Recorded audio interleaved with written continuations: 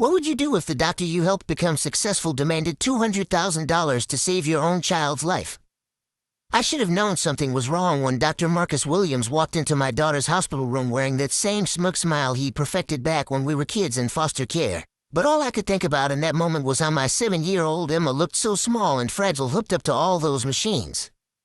The irony wasn't lost on me, seeing Marcus after all these years under these circumstances. Here I was, facing every parent's worst nightmare, and the person who was supposed to save my daughter's life was the same boy I'd helped get through high school biology. The same young man I'd co-signed student loans for when he couldn't get financial aid. The same foster brother who disappeared from my life the moment my family officially adopted me and left him behind. Emma had been complaining about chest pains for weeks before I finally took her to the emergency room. Single motherhood on a teacher's salary meant I'd initially written off her complaints as growing pains or maybe anxiety about starting second grade, but when she collapsed during recess last Tuesday, everything changed in an instant. The ER doctors ran test after test before delivering the devastating news that my little girl had a congenital heart defect that required immediate surgical intervention. "Mrs. Anderson," Marcus said, pulling up a chair beside Emma's bed with practiced ease, "I'm Dr. Williams, and I'll be performing your daughter's surgery." I felt the blood drain from my face as recognition hit me like a freight train. "Marcus?" He smiled that cold smile I remembered too well, the one that never quite reached his eyes. "It's been what, 15 years, Sarah? You look good, considering the circumstances."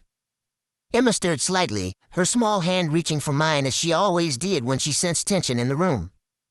I squeezed her fingers gently, trying to project calm even as my mind raced with questions about how this was even possible. "Mommy, is this the doctor who's going to fix my heart?" Emma asked in that sweet voice that could melt anyone's resistance. "Yes, sweetheart, Dr. Williams is going to take very good care of you," I managed to say, though every instinct I had was screaming warnings. Marcus leaned forward, his voice ticking on that professional tone doctors use when they want to sound both authoritative and compassionate. "Emma has what we call a ventricular septal defect, which means there's a small hole in the wall between two chambers of her heart. The good news is that this is completely fixable with surgery, but we need to act quickly." "How quickly?" I asked, my teacher instincts kicking in as I prepared to advocate for my daughter. "Within 2 weeks, ideally within 10 days. Any longer and we risk complications that could make the surgery much more dangerous." The weight of his words settled over me like a heavy blanket. 2 weeks to prepare for the possibility of losing my daughter, 2 weeks to navigate insurance and hospital bureaucracy, 2 weeks to somehow find the strength to hand my child over to surgeons and trust that she'd come back to me whole. "What does insurance cover?" I asked, already dreading the answer because I knew how these things usually went for single mothers working in public education. "The surgery itself is fully covered under your plan," Marcus said, flipping through Emma's chart. "However, there are certain factors that could affect the outcome." Something in his tone made me look up sharply. "What kind of factors?" "Well, timing for one thing. My schedule is quite full, and emergency cases sometimes get bumped depending on availability. Then there's the matter of surgical priority, which can be influenced by various considerations." I felt a chill run down my spine that had nothing to do with the hospital's aggressive air conditioning. "Are you saying Emma might not get the surgery when she needs it?" Marcus shrugged, a gesture I remembered from childhood whenever he was about to manipulate a situation to his advantage. "I'm saying that in a busy hospital like this one, there are ways to ensure your daughter gets the absolute best care available, move to the front of the line, so to speak." "And what would that involve exactly?" "A consultation fee of $200,000 would guarantee that Emma receives priority scheduling with my full attention, plus access to the latest surgical techniques and premium post-operative care." The number hit me like a physical blow. $200,000. Nearly 4 times my annual salary. More money than I'd ever seen in my entire life. "That's not covered by insurance," I said, stating the obvious because my brain couldn't quite process what he was suggesting. "No, it's not. Think of it as a premium service fee for peace of mind." I stared at him, searching for any trace of the boy I'd once considered family, the teenager I'd helped navigate the foster care system, the young man whose dreams I'd supported even when it meant sacrifice on my part. All I saw was a stranger in an expensive suit making demands while my daughter lay vulnerable in a hospital bed. "I don't have that kind of money, Marcus." "You know I don't." I know you have a house. Property values in your neighborhood have gone up significantly over the past few years. A home equity loan or even a quick sale could easily cover the fee. The casual way he suggested I sell my home, Emma's only source of stability in an uncertain world, made my hands clench into fists. You're asking me to make my daughter homeless to pay for surgery that insurance already covers. I'm offering you the opportunity to ensure she receives the best possible care. Without it, well, she'll still get the surgery eventually, but it might be with a less experienced resident, and the timing could be less than optimal. The threat was clear even though he'd wrapped it in medical jargon and professional courtesy. Pay up or watch your daughter suffer the consequences. I need to think about this, I said, my voice barely steady. Of course. But don't take too long. Like I said, timing is critical in cases like this. After Marcus left, I sat beside Emma's bed and tried to process what had just happened. My foster brother, the person I'd helped achieve his dreams of becoming a doctor, was essentially holding my daughter's life for ransom. The cruelest part was that he had the skill and authority to help her, but was choosing to use that power as leverage for financial gain. Emma squeezed my hand. Mommy, are you scared? A little bit, sweetheart. But we're going to figure this out.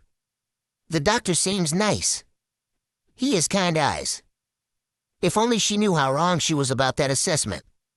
Marcus had always been good at fooling people, especially adults who wanted to believe that foster kids could overcome their circumstances through hard work and determination.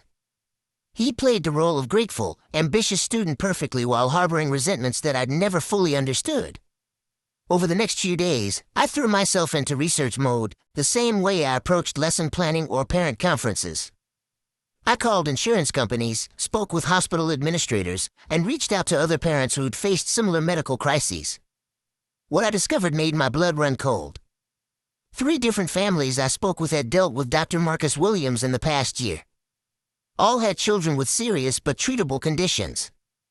All had been given similar ultimatums about premium care fees. 2 had paid the money. 1 had refused and watched their surgery get delayed by 6 weeks, during which time their child's condition worsened significantly. He told us it was the only way to guarantee our son would get the best treatment, explained Janet Morrison, whose 8-year-old had needed kidney surgery. We took out a second mortgage to pay the fee, and honestly, we'd do it again. The surgery went perfectly, and Dr. Williams was incredibly attentive throughout the entire process.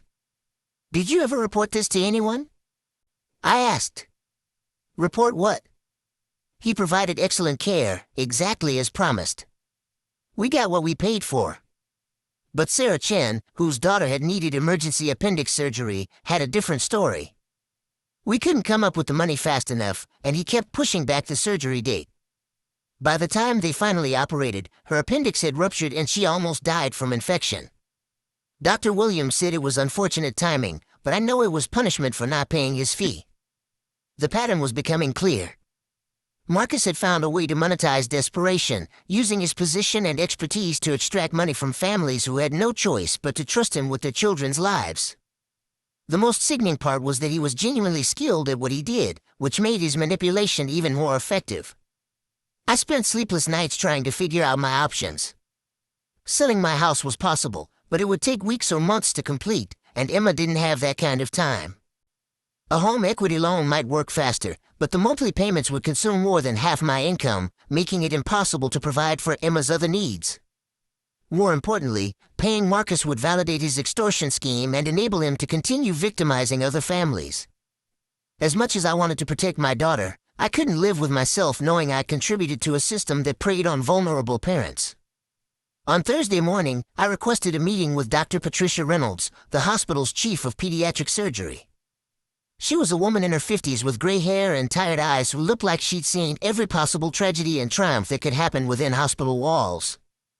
Mrs. Anderson, I understand you have concerns about your daughter's upcoming surgery, she said, gesturing for me to take a seat in her office. I have concerns about Dr. Williams specifically. Has anyone ever filed complaints about his practices? Dr. Reynolds' expression became carefully neutral.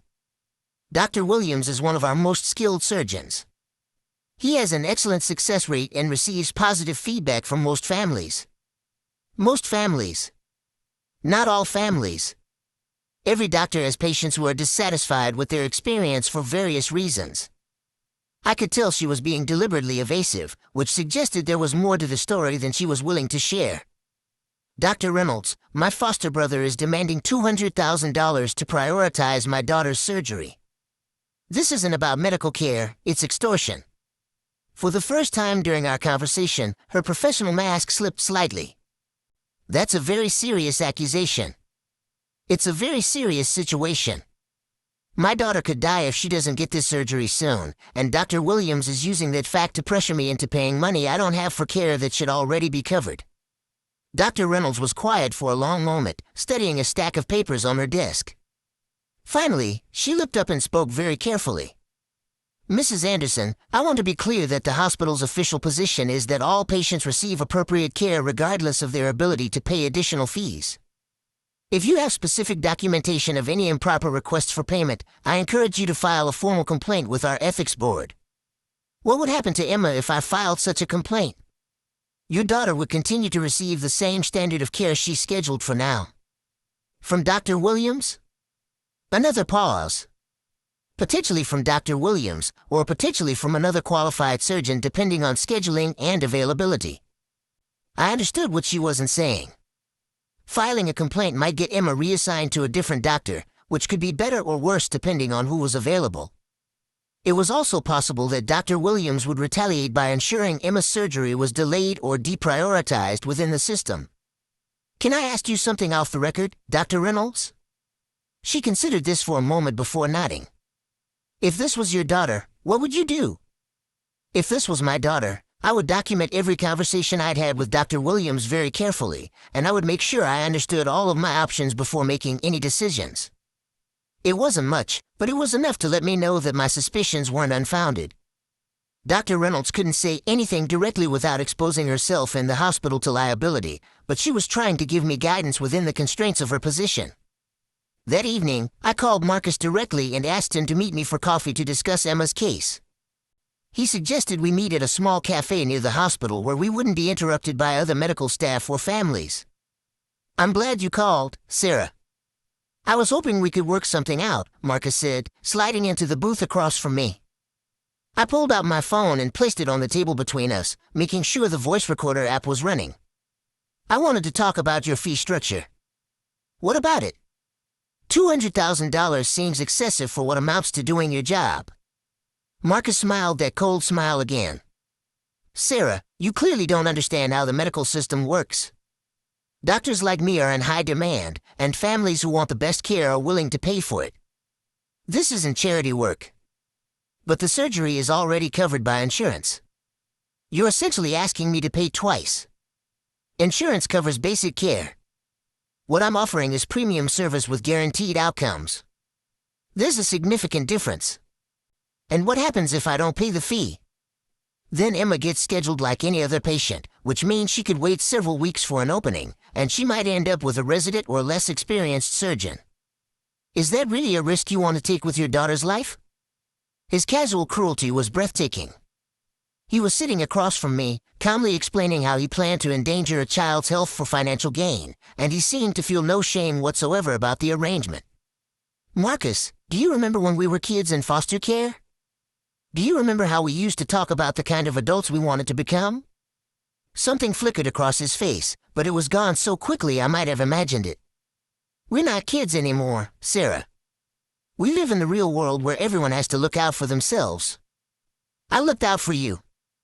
When you needed help with school, when you needed someone to co-sign loans, when you needed a family to believe in you. And then your precious adoptive parents chose you and left me behind. So much for family loyalty. There it was, the resentment that had been festering for 15 years.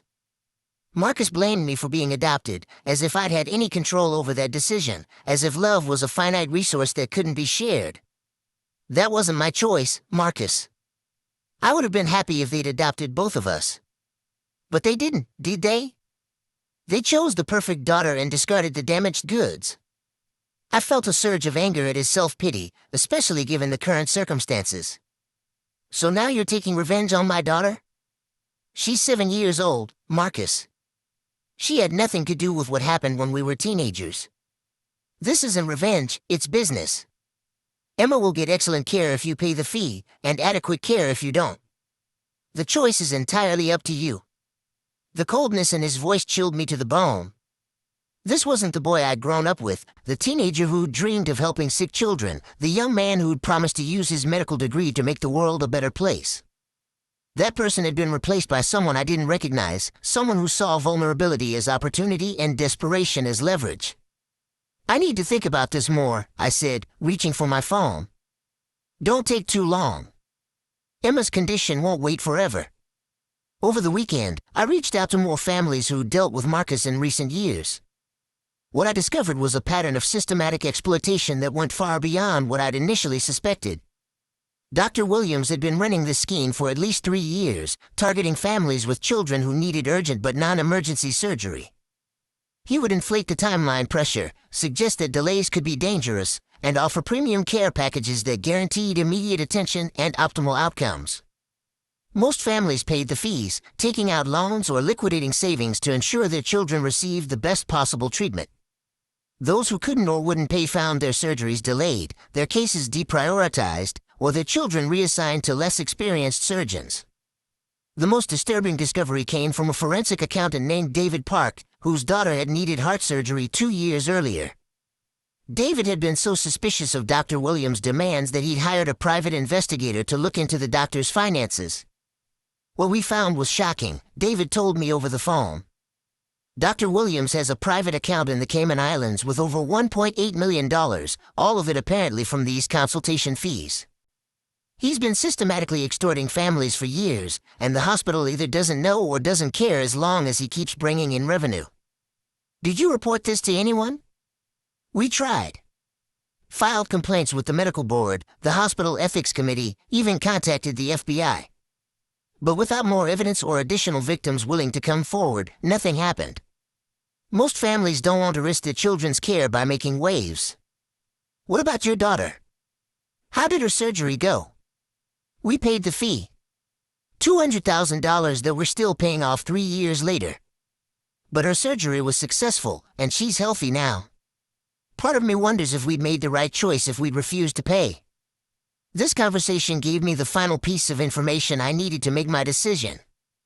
Marcus wasn't just exploiting individual families, he was running a sophisticated medical extortion racket that had netted him nearly $2 million over the past few years. More importantly, I now had contact information for at least 6 other families who'd been victimized by the same scheme. If we could coordinate our efforts and present a unified case to law enforcement, we might be able to stop Marcus from continuing to prey on desperate parents. On Monday morning, I called FBI agent Jennifer Walsh, who specialized in healthcare fraud cases. I explained the situation and provided her with the documentation I'd gathered, including recorded conversations, financial information, and contact details for other victims. "Mrs. Anderson, what you're describing sounds like a clear case of healthcare fraud and extortion. However, we'll need substantial evidence to build a prosecutable case, and that means we'll need the cooperation of multiple victims. I think I can arrange that. Most of these families want justice, they just didn't know how to get it individually. There's one more thing you should know. If we move forward with an investigation, it's possible that Dr. Williams will become suspicious and might retaliate against your daughter's care. Are you prepared for that risk?" The question hung in the air like a sword over my head. By pursuing justice, I might be endangering Emma's chances of getting the surgery she needed from Marcus, but allowing him to continue his scheme felt equally unacceptable. "Agent Walsh, if I pay this man's extortion fee, I'm enabling him to victimize other families. If I don't, he might punish my daughter for my refusal. Neither option is acceptable to me as a mother or as a human being. I understand your dilemma. Let me ask you this, would you be willing to wear a recording device and arrange another meeting with Dr. Williams? If we can get him on tape explicitly demanding payment in exchange for prioritized care, that would significantly strengthen our case." The idea terrified me, but I knew it was the right thing to do. "Yes, I'll do it. We'll also need to move quickly. Healthcare fraud investigations can take months or years to resolve, and your daughter needs surgery within days. I'm going to contact the hospital administration immediately and explain that Dr. Williams is under federal investigation. That should ensure your daughter gets reassigned to another qualified surgeon without any delays. Relief flooded through me like cool water. Emma would get her surgery, Marcus would face consequences for his actions, and other families would be protected from his extortion scheme. Tuesday afternoon, I met Marcus at the same cafe where we'd talked before, this time wearing a small recording device provided by the FBI. Agent Walsh and her team were positioned nearby, ready to intervene if the situation became dangerous. "Sarah, I hope you've made your decision," Marcus said as he sat down across from me. "I have. But I need to understand exactly what I'm paying for. Walk me through what happens if I give you the $200,000 versus what happens if I don't." Marcus leaned back in his chair, completely relaxed and confident.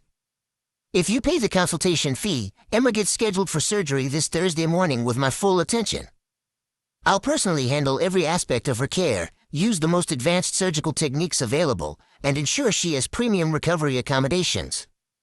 The surgery will take approximately 3 hours, and she'll be home within a week. And if I don't pay? Then Emma goes into the regular scheduling system, which means she'll probably get surgery sometime in the next 3 to 4 weeks, assuming no emergency cases bump her further down the list. She'll most likely be assigned to Dr. Rodriguez or Dr. Kim, both of whom are competent but significantly less experienced with complex pediatric cardiac cases. The surgery could take longer, complications are more likely, and recovery time will probably be extended. So you're saying that without the fee, my daughter is more likely to suffer complications or die? I'm saying that with the fee, I can guarantee optimal outcomes. Without it, there are no guarantees. Marcus, what you're describing is extortion. You're using my daughter's medical condition to force me to pay money for care that's already covered by insurance." For the first time, his professional mask slipped completely. "Call it whatever you want, Sarah. This is how the world works now. People with money get better care. People without money get whatever's left over. I'm just being honest about the arrangement instead of hiding behind false promises about equal treatment. How many families have you done this to? Does it matter? Every family I've worked with has gotten exactly what they paid for. Premium care, excellent outcomes, satisfied customers. It's a win-win situation for everyone involved. Except for the families who can't afford your fees. Those families get the same standard care they would have received anyway. I'm not making their situation worse, I'm just making it possible for other families to get better treatment." The casual way he rationalized his crimes made my stomach turn. Marcus had convinced himself that he was providing a service rather than running an extortion racket, and he genuinely seemed to believe that desperate parents should be grateful for the opportunity to buy their children's lives. "I want to pay the fee," I said, pulling out an envelope I prepared as part of the FBI's plan. "But I need a written guarantee about what I'm purchasing." Marcus's eyes lit up with greed as he reached for the envelope. "What kind of guarantee?" "I want documentation that states exactly what services the $200,000 covers, what timeline you're committing to, and what happens if you don't deliver on your promises." "Sarah, this isn't the kind of arrangement that usually involves written contracts." "Then maybe it's not the kind of arrangement I should be entering into." Marcus considered this for a moment, his desire for the money warring with his instinct for self-preservation. Greed won out, as I'd hoped it would. "Fine, I can draft something simple that outlines the premium care package and timeline. But this stays between us, understood? The hospital doesn't need to know about our private arrangement." "Of course. When can you have the documentation ready?" "I'll email you something tonight. Once you sign it and transfer the funds, I'll get Emma scheduled for Thursday morning." After Marcus left, I sat in the cafe for another 20 minutes, trying to process what I'd just heard. He'd essentially confessed to running a systematic extortion scheme, and he'd done it while wearing a wire that would provide the FBI with everything they needed to build their case. Agent Walsh called me that evening to let me know they had enough evidence to move forward with arrests and that Emma had been reassigned to Dr. Patricia Reynolds herself, who had volunteered to perform the surgery as soon as the FBI cleared Marcus's cases for transfer. "Dr. Reynolds wanted me to tell you that she's been waiting years for an opportunity to address Dr. Williams' practices. She's reviewed Emma's file personally and assured me that your daughter will receive the best possible care." Wednesday morning, I was sitting in Emma's hospital room when Agent Walsh arrived with 2 other FBI agents and several members of hospital security. Through the window, I watched as they escorted Marcus down the hallway in handcuffs, his face a mask of shock and rage. "Mommy, what's happening to Dr. Williams?" Emma asked, pressing her face against the window. "Dr. Williams won't be your doctor anymore, sweetheart. Dr. Reynolds is going to take care of you instead." "Is Dr. Reynolds nice?" "She's very nice, and she's an excellent doctor. You're going to be in great hands." Dr. Reynolds came by an hour later to introduce herself to Emma and explain the surgery in terms a 7-year-old could understand. She was warm, patient, and genuinely caring in a way that Marcus had never been, even as children. "Mrs. Anderson, I want you to know that Emma's surgery is scheduled for tomorrow morning at 8 o'clock. This is a routine procedure for me, and I expect excellent results. Emma should be home by the weekend and back to normal activities within a month." "Thank you, Dr. Reynolds. I can't tell you how much this means to us. Actually, I should be thanking you. Dr. Williams has been a problem in this hospital for years, but no one had the courage to take action until you came forward. You've probably saved dozens of families from being exploited." Emma's surgery went perfectly. Dr. Reynolds was true to her word, completing the procedure in less than 3 hours and ensuring that Emma received attentive care throughout her recovery. By Friday afternoon, we were home, with Emma already asking when she could go back to school and play with her friends. The investigation into Marcus's extortion scheme moved quickly once the FBI had his financial records and testimony from multiple victims. They discovered that he'd been systematically targeting families with critically ill children for over 3 years, collecting fees that totaled nearly $2 million. The scheme went beyond simple extortion. Marcus had been falsifying medical reports to create artificial urgency, delaying surgeries for families who couldn't pay, and in some cases, providing substandard care as punishment for non-payment. Several children had suffered unnecessary complications because their parents couldn't afford his fees. Marcus was ultimately charged with healthcare fraud, extortion, racketeering, and several other federal crimes. He pled guilty to avoid a lengthy trial and was sentenced to 12 years in federal prison, plus restitution payments to the families he'd victimized. The medical board revoked his license permanently, and the hospital implemented new oversight procedures to prevent similar schemes in the future.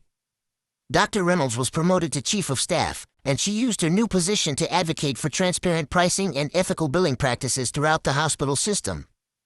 Most importantly, the $2 million in Marcus's offshore account was seized and distributed among the families he'd exploited. Emma and I received a check for $200,000, which I put into a college fund for her future education.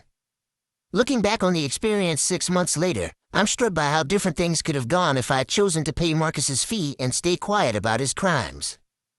Emma would have received her surgery, but Marcus would have continued victimizing other families, and eventually some child might have died because their parents couldn't afford his extortion demands. The hardest part wasn't dealing with Marcus's betrayal or even the fear of Emma's surgery. It was accepting that someone I'd once cared about had become capable of using vulnerable children as leverage for financial gain.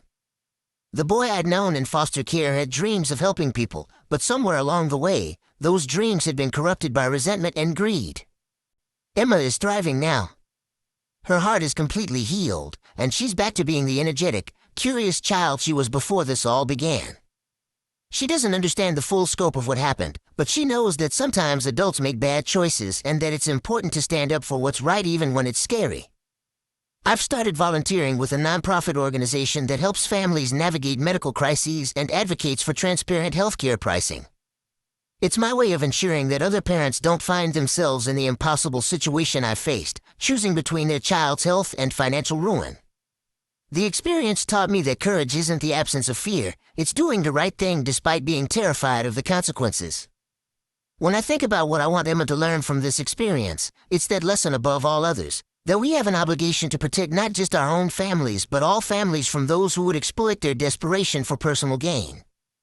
Marcus will spend the next 12 years in prison, but the families he victimized are healing and moving forward with their lives. Emma has a bright future ahead of her, and I sleep better at night knowing that no other parent will face the choice between paying extortion and watching their child suffer because I found the courage to speak up when it mattered most. In the end, justice prevailed not because the system worked perfectly, but because ordinary people chose to do extraordinary things when faced with unconscionable circumstances. That's a lesson worth teaching any child, and it's one I hope Emma carries with her for the rest of her life.